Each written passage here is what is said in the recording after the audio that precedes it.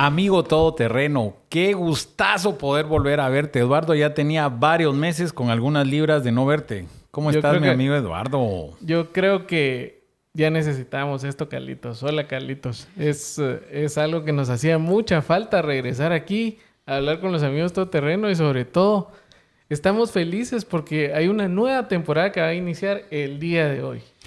Y agradecidos con el Señor y queremos ser bien honestos y transparentes contigo. Realmente tuvimos muchos topes para poder arrancar nuevamente.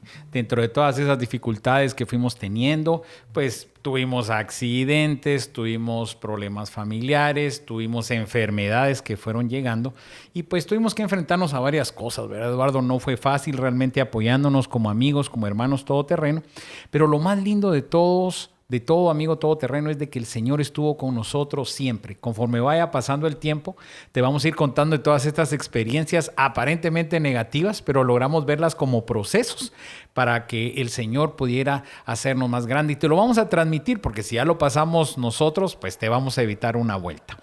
Y Eduardo, ¿qué te hiciste todo este tiempo? Pues la verdad es que trabajando...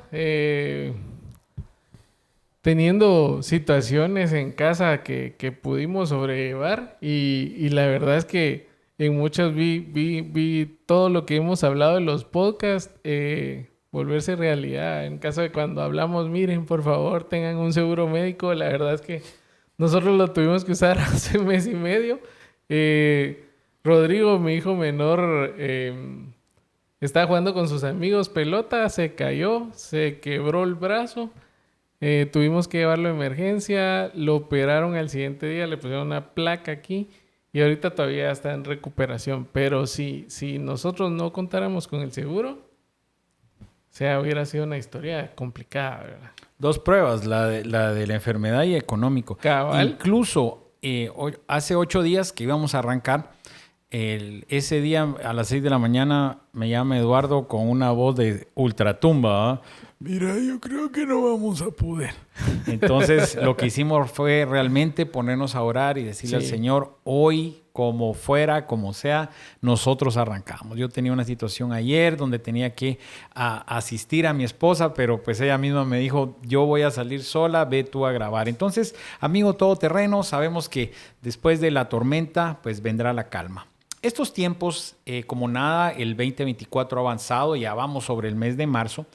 Y como todos los años, pues son inciertos. Eduardo, el 2024 no es la excepción.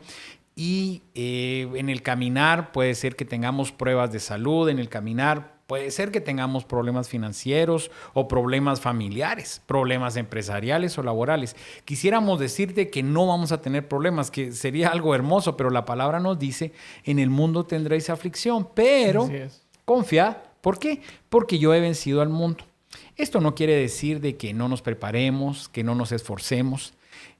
Parte del tema que vamos a trabajar hoy es eso, el aprender a tener, el aprender a no tener. Pero quiero empezar leyéndote la palabra porque logramos entender que lámpara es a mis pies tu palabra y lumbrera a mi camino. Todos queremos este 2024 ser bendecidos financieramente y no está mal, Eduardo. Yo también quiero tener más solvencia, quiero tener lo necesario para cubrir mis necesidades. Pero, entre comillas, vivir tranquilo, creo que piensan muchos, ¿verdad? Sí, pensamos que es que en realidad, aunque querramos huir de que no todo es dinero, pues en realidad el tener, no es lo mismo enfermarte con un poco de liquidez que enfermarte sin tener dinero para curarte. No es lo mismo tener un accidente sin un seguro o un respaldo financiero a tener un accidente y no saber realmente cómo pagarlo. Pero mira esto, ¿qué nos dice Proverbios 23 del 4 a 5? No te desgastes tratando de hacerte rico. Sé lo suficientemente sabio para saber cuándo detenerte.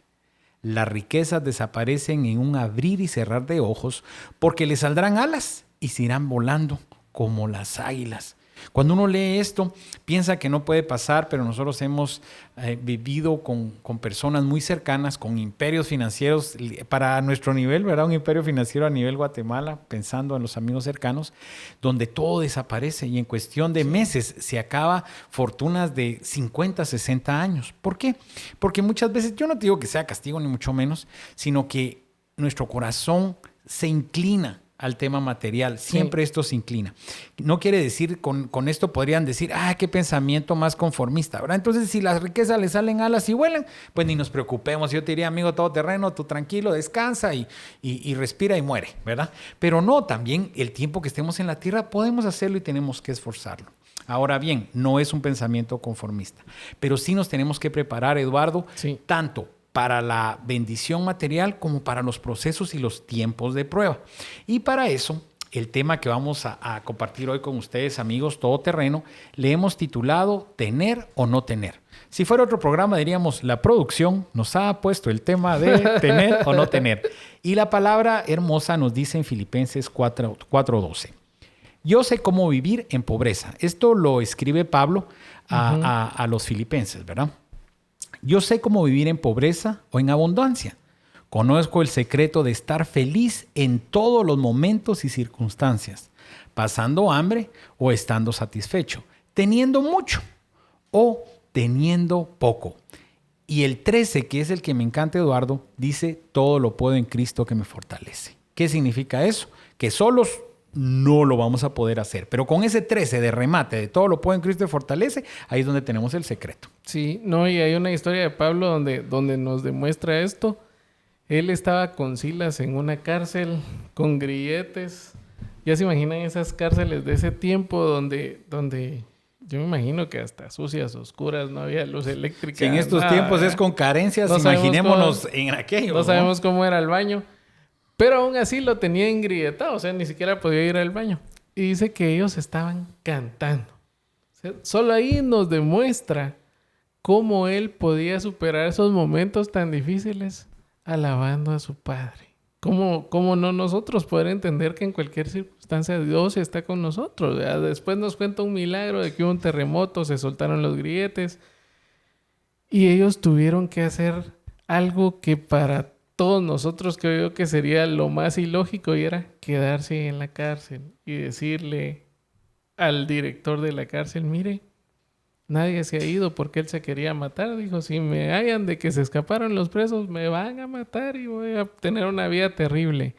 Sin embargo, nadie se fue. O sea, cuando podemos ver que nosotros pasamos por circunstancias difíciles, pero alabamos al Señor, el Señor va a traer soluciones milagrosas. A veces nosotros le queremos decir a Dios cómo solucionar las cosas y Él lo puede solucionar en menos tiempo, con menos gasto y de una forma más sencilla. Entonces creo que por ahí es donde nos vamos a ir con este tema. Realmente tener o no tener, yo no sé cuántos de nosotros hemos estado en circunstancias donde no hemos tenido dinero para comer o para comprar algo. Nuestra billetera ya no hay nada, en nuestra cuenta ya no hay nada, y en ese momento lo primero que hacemos es empezar a rematar con todos los cercanos, nuestra esposa, nuestros hijos.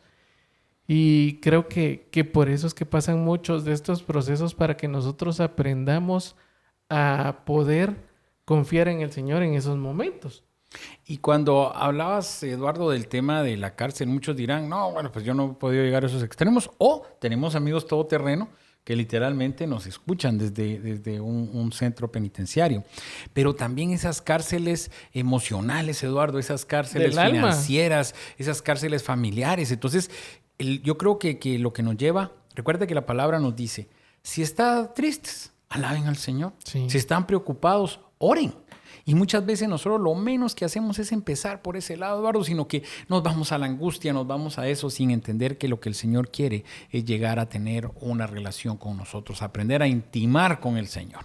Sí, y que nosotros salgamos de nuestra comodidad. Mucho de lo que queremos, de los ejemplos que queremos hablar el día de hoy son eso, ¿verdad? Nosotros estábamos escuchando una historia donde entrevistan a Cristiano Ronaldo, un jugador de fútbol que yo siento que... ¿Quién es ese jugador de fútbol? No lo conozco. Bueno. Yo siento que el fútbol ha pasado por un proceso en que los futbolistas pasaron algunos pasaron de morir sin nada, enfermos, en un cuarto donde ni siquiera tenía su familia, porque tuvieron muchos excesos, a ser ahora inversionistas, a ser personas que ya no solo están en el fútbol, sino que se dedican a otras cosas, ¿verdad? Tienen negocios propios, así como Cristiano tiene hasta su propia marca. Entonces, nosotros vemos a este tipo de personas triunfar, pero ¿qué sigue después? ¿Verdad? Uno pensaría, nosotros con Carlos hemos pensado muchas veces en ese legado, ¿verdad? Si nuestros hijos van a continuar con nuestra empresa. Y a veces se ve un panorama como que sí, a veces que no. O por dónde van a agarrar, ¿verdad? Entonces, él decía en la entrevista de que me dijo, quiere que su hijo sea su sucesor. Cuando Cristiano era niño, solo podía soñar con tener un simple par de botas. Pero su hijo lo tiene todo. Teme que su hijo no sienta la misma hambre, la misma voluntad. ¿Qué pasa aquí? Muchos de ellos sienten de que sus hijos fueron criados en un ambiente diferente, que a Cristiano lo hizo triunfar el tener esa hambre de querer ganar, ¿verdad? Sin embargo, él siente que su hijo no fue criado de esa forma. Entonces, ¿cómo poder dejar ese legado más allá? Adicional está la historia de Shaquille O'Neal también, que es un basquetbolista, creo que todos lo conocemos, tanto por su deporte como por su tamaño, ¿verdad? Entonces ha salido hasta en películas y todo. Dice que él empezó a invertir y el año 2022-2023 que hacían cuentas tenía más o menos como $400 millones. Tiene 150 car wash, 155 restaurantes, 40 gimnasios, o sea, en cantidades navegables.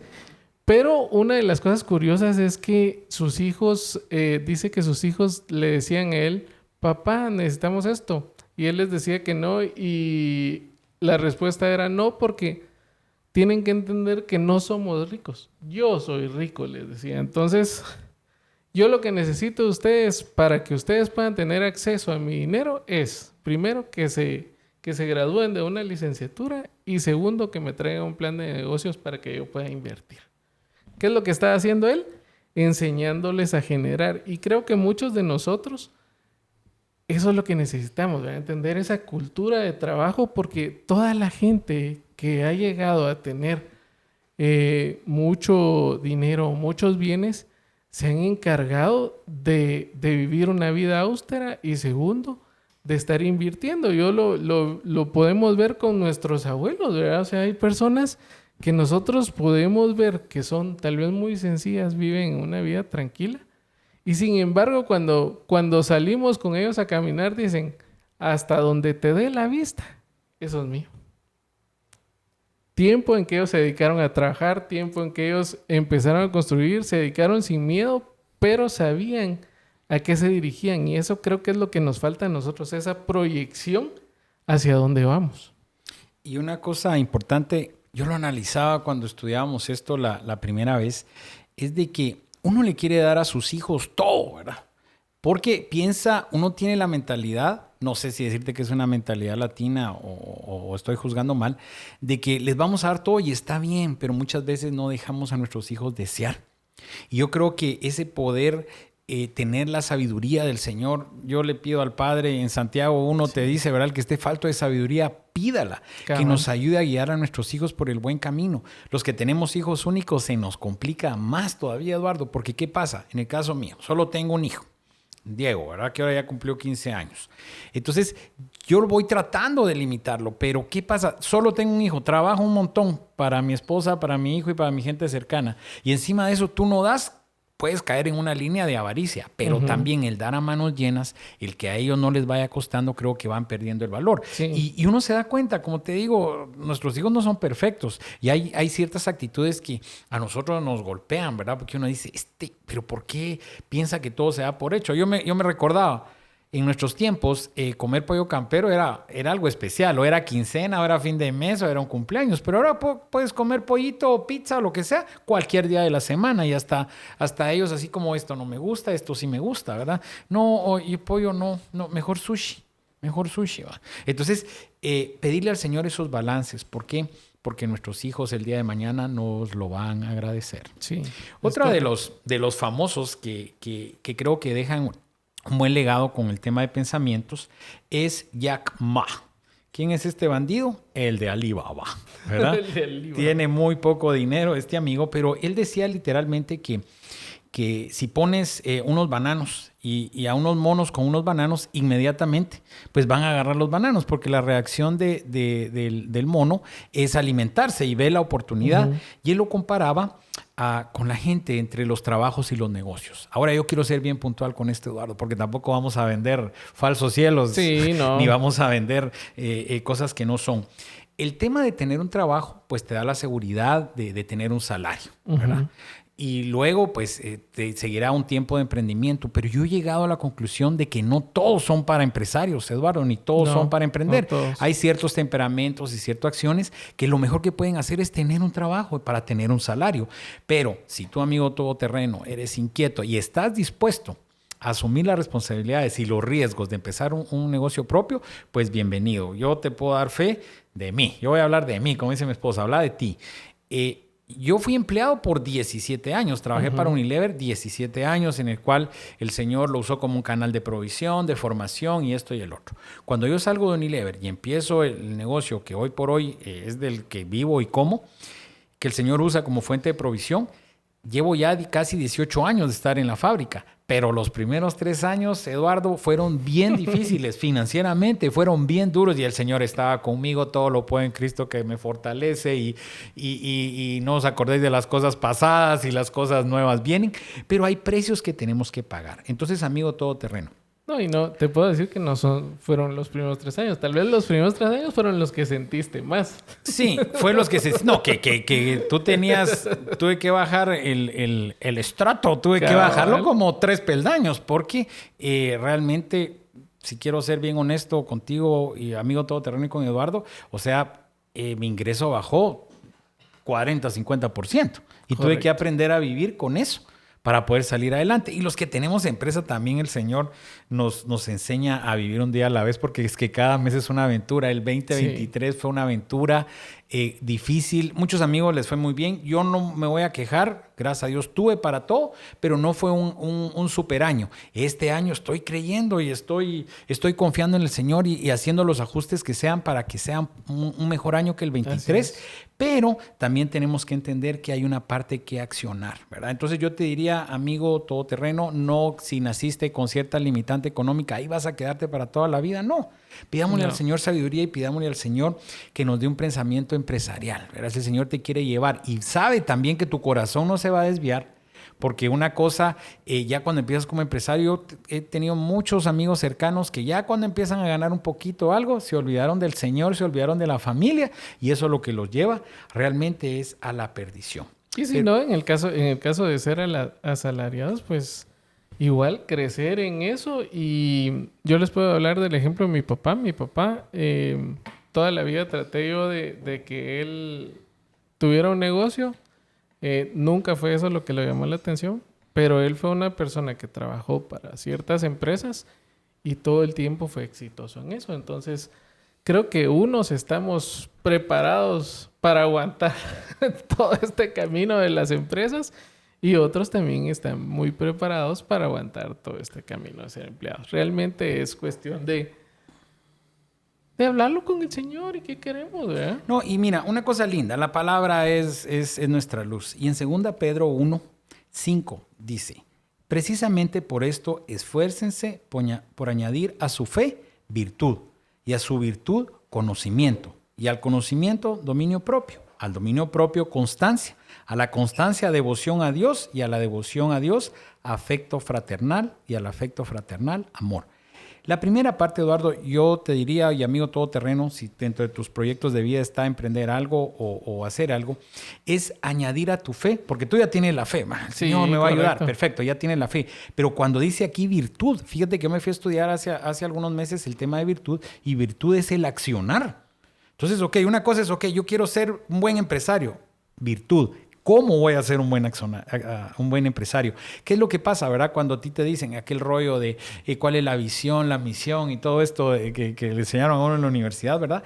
Es la palabra de Dios. Entonces, acciona. No te quedes solo en la oración, no te quedes solo en el ayuno, sino que tienes que accionar. Y a esa virtud, a esa acción, dice, agrega conocimiento. También tenemos que prepararnos, no nos vamos a meter en algo que no sepamos nada, ¿verdad, Eduardo? Y la palabra nos remata en Filipenses 4:6. Porque van a haber tiempos difíciles. No se preocupen por nada. Más bien pídanle al Señor lo que necesitan y agradézcanle siempre. ¿Qué es agradézcanle? ¿Qué es agradézcanle? Lo que Él diga. Correcto. ¿Sí o no? Agradecer. Y la clave es pedir y dar gracias. Independientemente de la Si respuesta. lo vimos o no. Gracias por el sí y gracias por el no. Y por último tenemos la historia de Rey. Creo que es una historia que se ha manejado entre que es complicada, en que no, pero la parte que nos gusta a nosotros hablar de él es que él empezó a trabajar como un vendedor en una fábrica de vasos de cartón. Luego se convirtió en el mejor vendedor de la empresa. Después de las 5 de la tarde, cuando salía, era un pianista en una radio. Salía a las 2 de la mañana de esa radio. Imagínense, pasaba trabajando todo el día de vendedor, en la tarde seguía trabajando. En 1925 tuvo su primer Forte, porque ya tenía mejores ingresos y ahorros. Eso era como que ahorita tuvieron un carrazo. Y a los 37 años abandonó la empresa de vasos y obtuvo unos derechos exclusivos de una máquina multimixer que servía para hacer malteadas. Hacía varias a la vez y eso fue donde él empezó. Ahí fue como llegó. En esas ventas de esas máquinas llegó con los hermanos McDonald's. Luego los convenció de venderle los derechos del método McDonald's porque el método era muy bueno. En ese tiempo, digamos, las hamburguesas todas eran que había que esperar tiempo para que salieran y todo lo demás. En cambio, ellos te las daban de una vez. Y a mí me gusta esa parte en la película que hay de Ray Kroc porque él se ve maravillado cuando le dan su hamburguesa de un solo, ¿verdad? Porque en ese tiempo era diferente. Entonces él se emocionó tanto que hizo eso. En 1955 abrió el primer restaurante en Chicago y de ahí para acá dice que él empezó a vender franquicias y obtenía el 1.9% de las ventas totales y la mitad era para los hermanos McDonald's. Cuando vio que las ganancias eran pocas, empezó con un genio financiero a ver cómo funcionaba y vio que el negocio no eran las hamburguesas. Todos nosotros creemos que el negocio de los empresarios de McDonald's eran las hamburguesas, sino los bienes raíces. Entonces él creó una compañía que compraba y otorgaba territorios donde estarían los McDonald's, así le pagaban a él la renta y el porcentaje de ganancias. Su idea fue tan grande que en 1961 compró toda la parte de los hermanos McDonald's y hoy tiene más de 36,000 restaurantes en 100 países del mundo. Fíjate que yo cuando leo esta historia saco algunas cositas que me gustaron. Primero, que él trabajó, como te digo, él tuvo que ser asalariado y aprendió y era bueno. Salía de ahí, de los vasos, se iba al tema de tocar el piano. Luego, la segunda parte, el brinco que él da de ser asalariado a ver el tema de la franquicia de estas máquinas. Uh-huh. Pero lo que me asombra de esto es de que qué es lo que lo lleva con la gente de McDonald's, es de que era una mega máquina porque hacía 5 malteadas, recuerdo. Sí, y ellos le dicen, necesitamos 8. Entonces él analiza, ¿cómo necesita tantos? Quiere decir que él está haciendo 40 malteadas. Cabal. Entonces tiene que haber algo ahí. Entonces, ¿qué es lo que pasa, Eduardo? Que el día a día nos roba oportunidades. Porque en el día a día vamos corriendo y sí, vendo. No es como cuando... Fíjate que yo tuve una experiencia, que no la tenía apuntada, pero vino a mi mente ahorita. Yo me junto con un cliente que distribuyen en tiendas. Ellos son distribución horizontal. Total que ellos son nuestros distribuidores de una de las marcas de cloro. Total que llego a verlo y hay varias, él es distribuidor de varias cosas, ¿verdad? Incluso Unilever y otros. Pero dentro de todo eso tiene una confitería. Vende unos dulces, unos bombones. Entonces yo empiezo a hablar con él, yo no sabía nada de bombones. Entonces le dije, mira, bueno, ¿y será que nos podrías vender? Yo pensándolo como un gana-gana, ¿verdad? Yo le vendía cloro, él me vendía bombones, que él tenía esa vamos a decir, la representación para Guatemala, que así es, ¿verdad? Entonces empezamos a vender bombones. Hoy por hoy, para el tema para nosotros, el tema del bombón es bien importante. Y cómo fue que al llegar ahí yo vi que había una oportunidad. Y venden otras cosas, pero a mí no me funcionaban para el tipo de negocio que manejo. Entonces viene volviendo al amigo ¿verdad? Uh-huh. Analiza. Y al analizar, él busca ayuda porque encuentra a un analista financiero. Sí, muchas veces tenemos que apoyar. Nosotros nos la llevamos de peor. Es que los guatemaltecos también somos fregados, ¿verdad? Porque uno se la lleva de gallo, ¿verdad? Y de tigre, y que yo puedo, y que el Señor. Pero cuando la palabra te dice, a la virtud agrégale conocimiento, uh-huh. Es o estudias o buscas gente. Y también hay que invertir, porque esa es otra cosa. Que mira, yo porque lo vi en carne propia me da vergüenza, pero hay que decirlo. Todos queremos que nos ayuden gratis. ¿verdad? Entonces, si alguien nos cobra, ya no nos gusta. Bueno, yo voy a hablar por mí, ¿verdad? El proceso, que estoy saliendo en esos procesos a través de los podcasts y el Señor. Entonces, tenemos que verlo, esos gastos de asesorías como inversiones, Sí. ¿verdad? Si queremos salir adelante. Y luego, cómo el negocio fue cambiando. Y el negocio de McDonald's, que al final el negocio es bienes raíces, no el tema de las hamburguesas, cómo una cosa te va llevando a la otra. Imagínate, y esto que estamos hablando de una historia secular, porque yo aquí en ningún momento leo que él buscaba al Señor y se arrodillaba y todo este rollo, ¿verdad? Bueno, podemos hablar, se llama Chick-fil-A, que es un restaurante en Estados Unidos que es de personas cristianas, que es un restaurante que no abre los días domingos. Y es uno de los casos más raros que hay porque se supone que los días domingos es cuando más venden los restaurantes de cadena rápida. Y este restaurante es un restaurante de los que más venden en Estados Unidos, sin abrir los días domingos, porque le dan ese día al Señor. Es que también ahí entra otra parte, ¿verdad, Eduardo? Que vas marcando. Fíjate que tengo un amigo muy exitoso y muy fuerte económicamente, ¿verdad? Este amigo muy querido me estaba ayudando a recuperar unas cuentas atrasadas que tenemos ya de tiempo y me decía, ¿sabe qué es lo que pasa? Teacher, me dice él. Quiero mucho cuando sepa que dije teacher, vas a saber que de él estoy hablando, pero él me decía a mí, ¿sabe qué pasa? Me dice que si usted no recupera ese dinero o usted no le genera ganancias a ese dinero, usted está dejando de diezmar algo. Y me quedé pensando, dije, tiene razón. ¿Por qué? Porque, por ejemplo, tú diste algún dinero para algún negocio, no funcionó el negocio, pero de ese negocio, si tú lo tuvieras generando, hubiera una parte de diezmo que se está perdiendo. Uh-huh. Entonces estás dejando de bendecir tal vez a unas viudas, en el caso de nosotros que nos da esa oportunidad, o de seguir bendiciendo a tu iglesia para los proyectos, ¿verdad? Porque tú no fuiste diligente en ir a recuperar ese dinero. Y te recuerdas que con el pastor Minor lo hablamos, uh-huh. Sí, donde yo decía las cuentas incobrables. Bueno, se acabó, no me voy a afanar, no me voy a cargar por ese dinero porque no me robaron a mí, le robaron al Señor. Y está bien, pero un rato donde cuando el pastor Minor lo habla, yo digo, bueno, pues el Señor me tiene a mí de cuentas incobrables, entonces no voy a matar a nadie, no voy a violento con alguien, pero sí recuperar esas cuentas porque tenían un destino que no le dimos el correcto. Sí. Entonces, amigo todoterreno, yo te insto porque lo estoy viviendo. Si tienes cuentas incobrables en tu cartera, pídele al Señor por ellas y que les dé provisión para que te vayan pagando. El Señor te dirá si tendrás que hacer negocios de perder la mitad o de perder un porcentaje, pero poder recuperar ese dinero porque no es nuestro, es del Señor. Así es. Y en resumen, para triunfar debimos haber pasado hambre, para valorar lo que logramos. Esto nos hace recordar algunas historias en la Biblia, porque ahorita hablamos de ejemplos de hombres de negocios que podemos buscar en el internet, que podemos ver cómo es su historia, pero en la Biblia también tenemos 4 historias que nos hablan sobre esto. ¿Cuál es la primera, Carlitos? La primera es la historia de José. Realmente los que hemos podido leer un poco la palabra y seguramente tú, vamos a tratar de resumirlo. Empezamos con José, vendido por sus hermanos, ¿verdad? Yo le pondría el antecedente que también un poco sanguíneo, hablaba un poquito de más, subidito, ¿verdad? Entonces, subidito. Entre subidito y bocón, pues fue vendido por sus hermanos porque fue creando cierta envidia en ellos. Luego, al ser vendido, pasa a ser esclavo.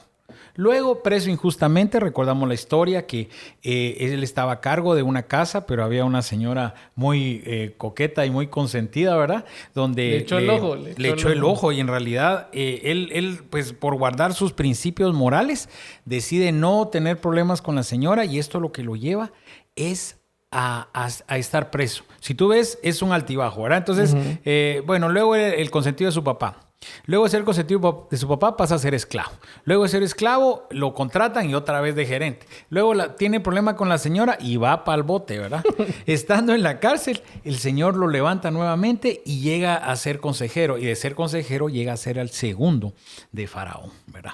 Entonces logramos entender cómo el Señor nos puede estar llevando en estos altibajos, pero cuando hay un propósito y cuando hay algo que el Señor tiene contigo, pase lo que pase, va a ser. Si tú, amigo todoterreno, empezaste tu 2024 así o tu 2023 estuvo así, tranquilo. Si tú buscas al Señor como lo estamos haciendo, no perfectos, porque tan imperfecto eres tú como es Eduardo, como tu servidor, ¿verdad? Pero eso sí, avanzando. Lo hemos dicho muchas veces, como la luz de la aurora que ve en aumento hasta que el día es perfecto. Segunda historia, Eduardo. Abraham salió de su tierra dejándolo todo a una tierra desconocida. Imagínense el valor que tuvo, ¿verdad? El Señor le dijo que se moviera y se movió. En el camino prosperó, solo que hay que pensar que cuando él hizo todo esto tenía 75 años de edad. Imagínense lo valiente que era y sobre todo cuánto le creía al Señor. Pero la promesa del Señor no era una promesa sobre dinero a él, sino que era una promesa de su descendencia. Y esa promesa era un hijo. Él necesitaba un heredero para dejar a todo. Un día él empezó a quejarse con el Señor y le dijo de que él no tenía un hijo para dejar todo lo que tenía, que se lo iba a tener que dejar a sus criados, ¿verdad? Entonces pasó 25 años, tuvo su primer hijo a los 86, pero esta vez se adelantó él a la promesa del Señor. Ellos quisieron solucionarle las cosas a Dios y no era así, ¿verdad? Entonces tuvieron que seguir esperando porque vino su hijo a los 100 años. Isaac, la promesa esperada. No digamos, lo del hijo anterior pues tuvo que pagar que hubieran problemas y situaciones, ¿verdad? Pero dice la Biblia que él tuvo su hijo a los 100 años y luego dice que a los 175 años él logró vivir esa edad. Imagínate en ese tiempo cuánto vivían. Nosotros con 60 ya va pesando. Uh-huh. Sí, y lo bonito de todo esto es que él hasta tuvo un cambio de nombre de parte de Dios. Pasó de ser Abraham. Y cuando terminó dice la Biblia algo que es... O sea, pocas personas se refirió así. Dice, él era un hombre riquísimo, dice. Entonces, podemos ver de que no era un hombre que fuera demasiado recto en el camino. Dice que en este camino que él tomó mintió sobre su esposa.